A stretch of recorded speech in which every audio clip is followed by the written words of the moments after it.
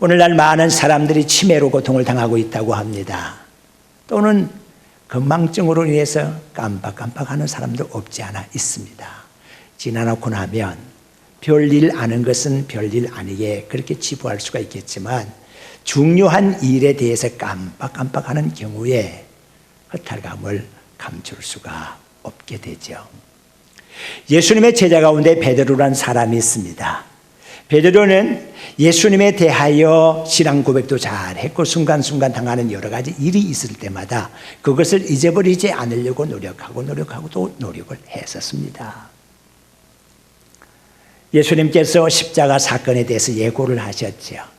내가 이제 원수들에게 끌려가서 죽는다. 그렇지만 살아난다. 이런 말을 들으면서 모든 주변에 있는 사람들 너희들도 나를 버리고 도망을 갈 것이다 라고 했을 때 베드로가 툭 튀어나와서 말합니다. 다른 사람들 다 주님을 모른다고 부인하고 다 떠나간다고 해도 도망간다고 해도 나는 절대로 선생님을 떠나지 않겠습니다. 주님을 어디 떠납니까? 호언장담했습니다. 베세다 들판에서 오병이어로 5천 군정을 먹이고 난 다음의 일입니다. 많은 사람들이 예수님을 세워서 옹립해서 왕으로 세우고자 분위기가 그렇게 돌았습니다. 예수님께서 잠시 그곳을 떠났습니다. 그리고 다음에 역시 만났을 때에도 대중들의 인기가 여전했고 예수님을 왕으로 옹립하려고 하는 그런 운동이 있음을 예수님이 아시고 생명의 떡에 대한 교훈을 하셨습니다. 나를 먹는 자는 그 속에 생명이 있을 것이다. 나를 먹지 않으면 살 수가 없다. 예수님의 생명의 떡에 대한 설교를 하셨을 때 많은 사람들이 그것을 듣고서 설왕설래하면서 그 자리를 떠났지요. 당시에는 예수님을 주님으로 예수님께서도 제자라고 호칭하시고 주변에 많은 사람들이 저 사람들은 예수님의 제자라고 불러주었던 사람들이 12제자 외에도 많이 있었다고 했습니다. 그런데 그런 사람들이 많이들 떠나갔다고 했습니다. 든그러니 12명만 남았었지요. 예수님께서 12명 제자들을 향하여 물으셨습니다. 너희들도 나를 버리고 가겠느냐? 라고 하는 것입니다. 이때 베드로가 나서며 하는 말이 주여 영생의 말씀이 계심에 내가 네게로 가오리까. 영생의 말씀인 주님이 계시는데 우리가 주님을 버리고 어디로 가겠습니까? 절대로 주님을 버리는 일은 없을 것입니다 라고 베드로가 그렇게 장담을 했지 않습니까? 가까이 예수님을 쫓았습니다. 대제사장의 군관들과 하속들이 예수님께로 가까이 접근해서 겟세마네 동산에서 기도하던 예수님을 붙잡아 가려고 했을 때 예수님이 순순히 잡혀가시려는 그 모습을 보면서 예수님 앞에 버티어 있는 대제사장의 하속을 보면서 견디지 못해서 베드로는 자기 품에 있는 당금을 빼어서 대제사장의 하속을 친다고 친 것이 귀를 떨어뜨리고 마시. 예수님께서는 그 귀에 묻은 흙을 터시고 도로 붙여주시면서 베드로야 금을 도로 집에 꽂으라고 얘기를 하십니다. 그렇게까지 예수님을 좋아하고 예수님을 붙잡으며 예수님께 가까이 있었던 베드로였지만 예수님이 붙잡혀 가던 날 밤에 빌라도의 뜰에서 가야바의 뜰에서 이리 다니면서 재판을 받는 과정에서 베드로는 가야바의 뜰에서 드디어 부인하기 이릅니다.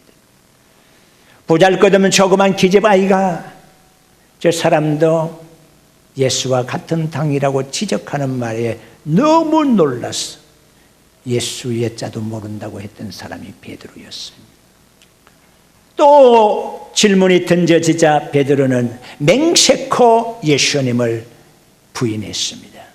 하늘에 계신 하나님을 두고 내가 맹세하노니 나는 저분을 모른다. 가능했겠습니까? 그런데 베드로가 그렇게 했던 것은 무엇 때문일까요? 뭔가 떠오르지 않아서 아니었을까요? 뭔가 잊어버리고 있은 것 아니었을까요? 또 지적이 되자 내가 저 사람하고 같이 있었던 것 정말 그렇다면 나는 저주를 받을 것이라고 자기에게 저주까지 하면서까지 예수님을 부인했던 사람이 베드로였습니다. 그 일 후에 닭 울음소리가 들렸습니다. 닭 울음소리를 듣자 베드로는 예수님께서 하신 말씀, 닭 울기 전에 너가 3번 나를 부인하리라는 말씀이 생각나요. 그때의 말씀이 떠올란 거예요. 그래서 밖으로 나와서 대성통곡하며 회개했어요. 문제는 떠오르지 않아서 문제예요. 가라앉아 있어서 문제예요. 우리의 삶에도 하나님의 말씀에 순간순간 가라앉아요. 하나님의 말씀이 생각나지 않는 거예요. 죄악된 길에 들어섰을 때에 하나님의 말씀이 떠올랐으면 어찌 그 죄악된 길에 계속 서 있었겠어요? 악한 자와 어떻게 입을 맞출 수가 있었겠어요? 그것이 말씀이 떠오르지 않아서 그랬지 않았을까요? 왜 내가 거짓말을 했을까요? 왜 내가 주의 자녀로서 하지 못할 말을 했을까요? 왜 그랬을까요? 못할 짓을 왜 했을까요? 그것은 하나님의 말씀의 계명이 가라앉아 있었기 때문이 아닌가 하는 거예요. 그러므로 우리에게는 떠올라와야 할 것이 3가지가 있습니다. 제일 먼저 첫째는 해가 떠올라야 됩니다. 시편 84편 11절의 말씀 보니까 여호와 하나님은 내게 해요 방패라, 그렇게 기록이 되어 있습니다. 해는 떠올라야 그 사명을 감당하는 것이고, 방패는 사람을 막아야 그 기능을 감당할 수 있는 것이죠. 말라기 4장 2절의 말씀을 보게 되면 여호와를 경외하는 너희에게는 공의로운 해가 떠올라서 치료의 광선을 발할 것이다. 치료의 광선을 비추는 해가 떠오르게 된다. 공의로운 해가 떠오르게 된다. 그렇게 말씀하고 있습니다. 해가 떠올라 있는 동안에는 낮이라 그러고 해가 지면 밤이 찾아오는 것이죠. 해가 떠오르게 되면 어두움은 사라지게 됩니다.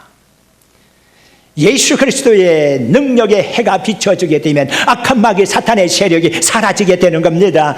해가 떠올라야 됩니다. 해가 떠올라야 됩니다. 의로움에, 정의로움에, 공의로움에 하나님의 말씀에 해가 떠올라야 거짓된 것이 사라질 수가 있습니다. 좋은 것들이 떠올라야 됩니다. 오라토리오 천지창조를 작곡한 사람은 하이든이라고 하는 사람입니다. 그는 17명의 자녀를 둔 아버지의 자식입니다. 얼마나 가난했겠습니까?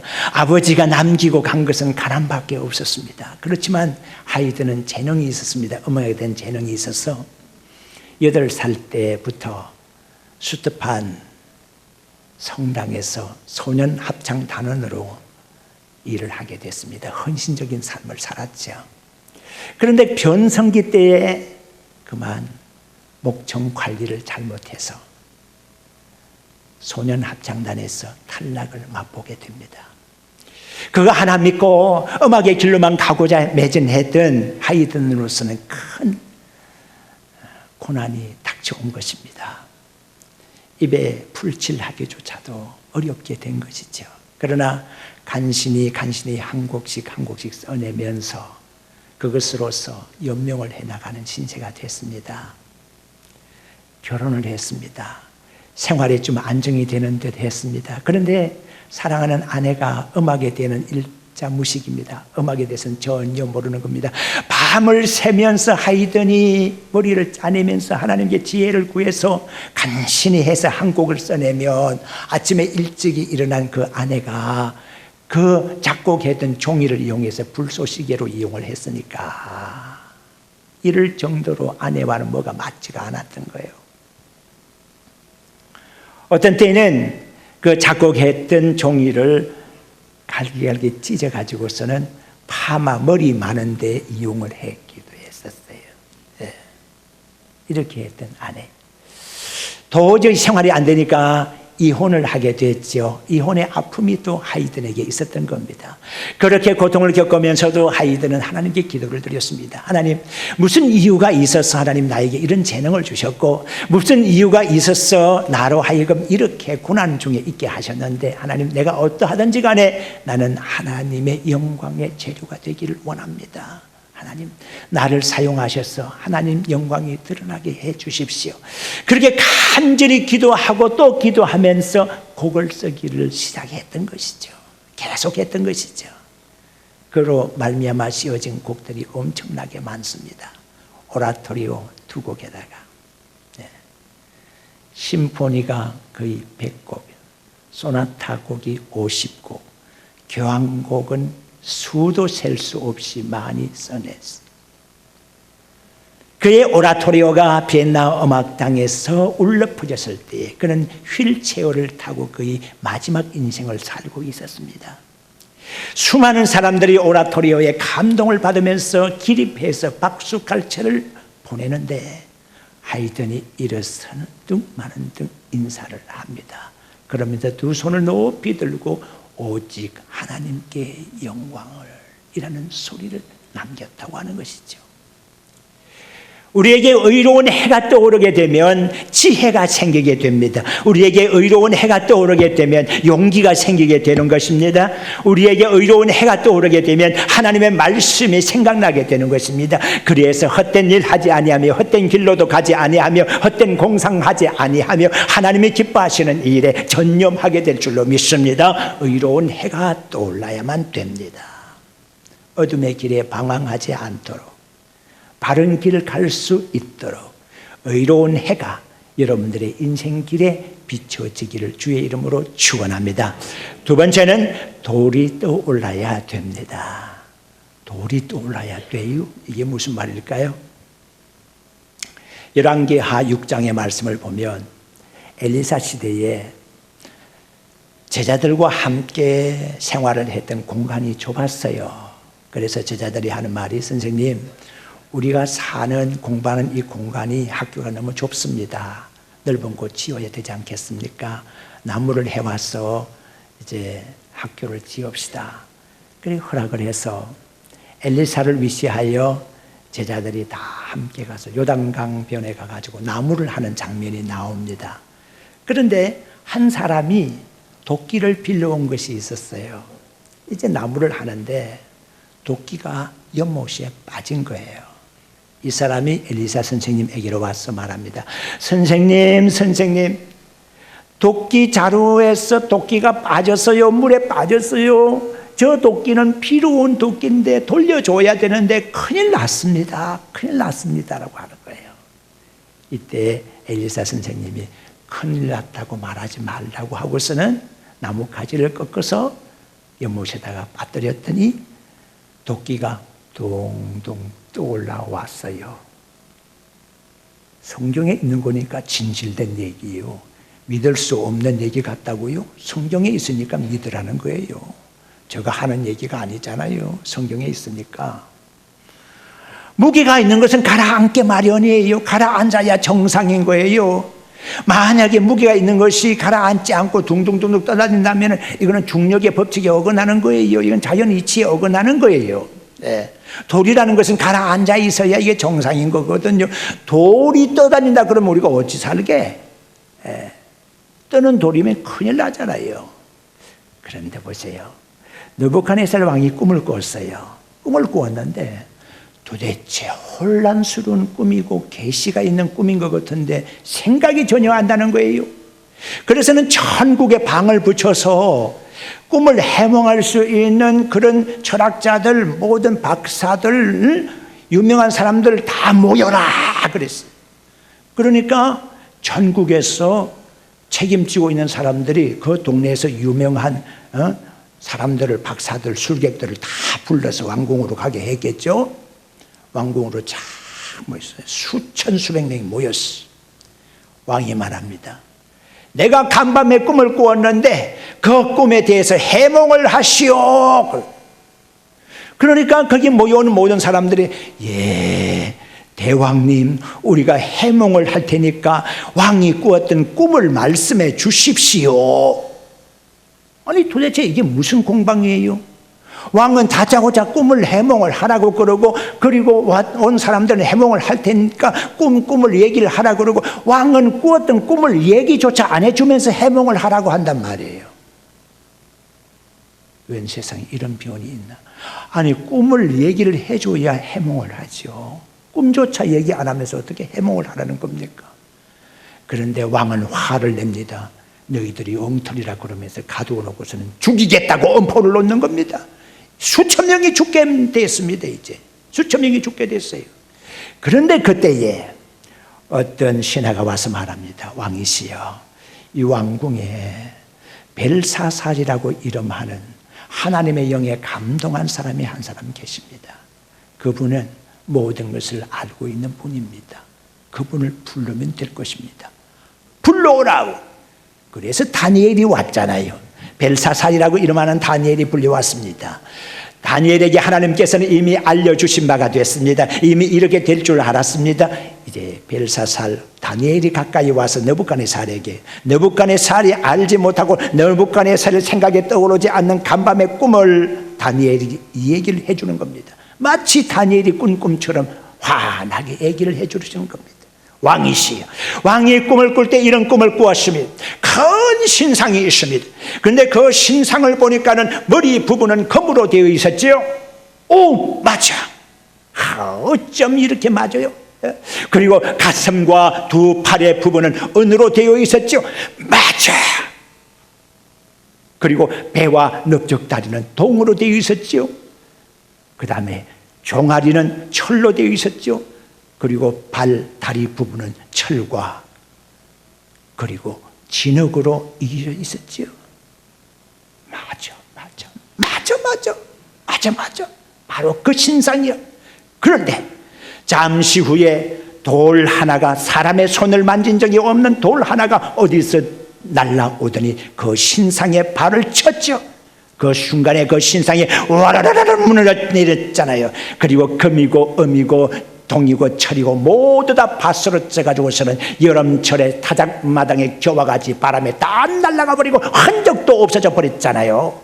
그리고 그 돌은 점점 커져서 대산을 이루었죠. 왕이 나타난 거예요. 바로 그 꿈이라는 거예요. 다니엘아, 하나님의 영에 감동한 사람 너 다니엘아, 그 꿈을 해몽을 해라. 해석을 하는 과정이 그 위에 뚝 나와요. 믿음의 성도 여러분, 다니엘이 말했던 이 떠인 돌이 무엇을 상징하는 것일까?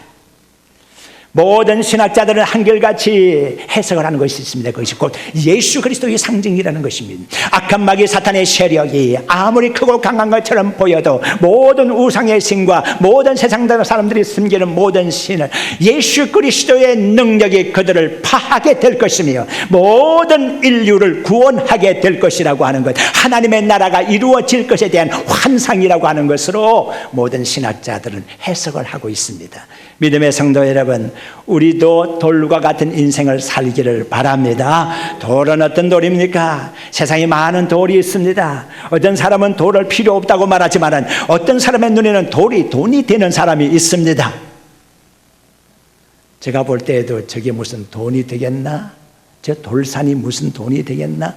그런데 그 돌산 잘 응용을 하게 되면 무지무지한 부자가 될 수 있다는 것 사실이지 않습니까? 우리가 어떤 돌이 되어야 할까요? 성전이 있습니다. 성전이 흔들리지 아니하게 반석 위에 세워지는 성전이 되어야 되겠거니와 우리는 돌과 같은 존재가 되어야 되는데 성전의 기초석과 같이 되어서 성전을 붙들 수 있는 능력 있는 돌이 되기를 바랍니다. 고고학적으로 이렇게 보면은 무슨 신전이 섰던 흔적이 있습니다. 무슨 교회가 있다는 흔적이 있습니다. 근데 지붕도 다 날아가 버리고 벽체도 다 날아가 버리고 이것저것 다 형편없이 날아가 버렸는데 기둥만 서 있는 그 흔적을 찾아볼 수가 있습니다. 믿음의 성도 여러분, 여러분들은 다른 거 다 날아가 버려져 그 위치를 지킬 수 있는 기둥 같은 돌이 되기를 주의 이름으로 축원합니다.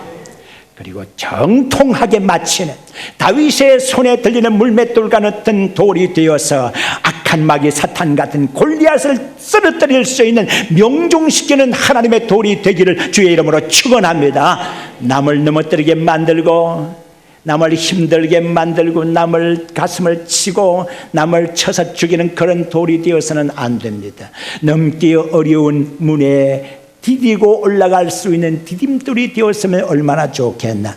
나는 사라지고 나는 없어져도 남을 위해서 희생해 줄 수 있는 그런 돌이 될 수 있기를 바랍니다. 세 번째, 마지막으로 교회가 떠야 합니다. 교회가 떠야 돼요. 어떤 사회학자가 그런 말을 했습니다. 무엇에나 하드적인 면이 있고 소프트적인 면이 있다. 하드는 고정적이고 딱딱하고 형식적이고 의식적인 면입니다. 그런데 소프트한 면은 가변적이고 질적인 면입니다. 예를 들어서 집이라고 했을 때에 하우스, 건물로서의 집은 하드적인 면이 있습니다. 고정되어 있는 면이 있어요. 그건 모양이 잘 변하지를 않고 형식적인 면이 갖추어져 있는 겁니다. 그런데 그 하우스 안에 사람들로 이루어지는 홈이 있습니다. 가정이 있습니다. 이 가정은 가변적인 것입니다. 소프트한 면이 있습니다. 집이 어째서 좋은 것이냐고 하면 그것이 뭐 고정적이고 대리석으로 지어지고 무슨 대단한 무슨 재료로 지어져 가지고 좋다는 것이 아니라 그 집 안에 있는 구성원들이 어떠한가에 따라서 그 집이 좋은 집이 될 수 있고 나쁜 집이 될 수도 있는 거예요. 예수님께서 성전에 대하여 하신 말씀 기억하시죠? 성전 자체가 나쁜 것이 아니라 여호와 하나님의 백성들이 모여서 기도하는 집이 돼야 되는데 어째서 너희들은 강도의 불혈로 만들었느냐고 하는 것이거든요. 집은 고정적인 거예요. 그 안에 구성하고 있는 사람들이 어떤 사람인가에 따라서 그 교회가 결정될 수가 있는 거예요. 교회가 뜰 수 있어야 돼요. 우리가 하나님의 자녀가 되어서 교회를 띄울 수 있다는 것은 무엇을 의미하는 것일까요? 우리가 열심히 기도하고 열심히 봉사하고 하나님의 영광을 위해서 그리스도의 향기를 잘 드러내게 되면, 그리스도의 편지로서 세상 사람들에게 아름다운 모습을 보여주게 되면 교회가 뜨게 된다는 겁니다. 교회가 떠야지. 얼마 전에 사고가 났었잖아요. 세월호 참사로 인해서. 여러분, 가라앉는 세월호를 바라보면서 얼마나 많은 사람들이 저 배가 뜨면 얼마나 좋을까, 뜰 수 있으면 좋겠다. 뜨지 않는 배를 보면서 얼마나 사람들의 탄식이 깊어졌던가요? 떠야 할 것이 떠야 되지 않습니까? 교회가 마찬가지입니다. 교회가 침체되고 가라앉는 것은 하나님의 뜻이 아닙니다. 그것은 바람직한 것이 못 됩니다. 교회는 떠올라야 하는 것입니다. 비행기가 떠야 되는 것처럼 교회가 떠올라야 하는 것입니다. 무슨 힘으로 떠올리는 것입니까? 성령의 힘으로, 믿음의 힘으로 교회가 뜨는 줄로 믿습니다. 믿음 강하게 하시고 성령 충만하게 하셔서 주의 몸된 교회를 날로 띄울 수 있기를 주의 이름으로 축원합니다.